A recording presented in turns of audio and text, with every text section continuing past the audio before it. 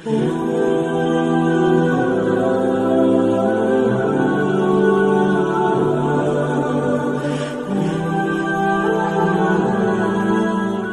خویندو، حجاب تر خپل هیواد پورې نه ده محدود، بلکې د نړۍ په ګوټ ګوټ کې مسلمانې خویندې حجاب کوي او فخر پرې کوي، ځکه چې دا د دوی حق دی. باید هر ځای حجاب وکړي، له دوی هیڅوک دا حق نشي اخیستی.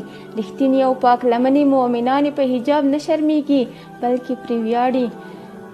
محترمو خویندو، حجاب د اسلام پالو خویندو خپله غوښتنه ده. کومې ښځې چې د حجاب سره مخالفت کوي، دا د هغو پر تربیت او اصلیت دلالت کوي.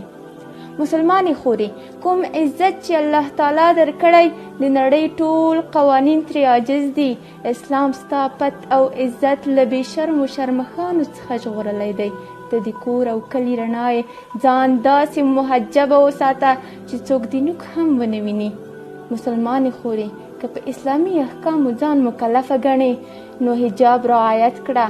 په کوم څه چې الله تعالی حکم کړی وي، هغه له حکمت او رحمت خالی نه وي. نو تا ته الله تعالی حکم کوي چې اعوذ بالله من الشیطان الرجیم وقرن فی بیوتکن ولا تبرجن تبرج الجاهلیة الاولی.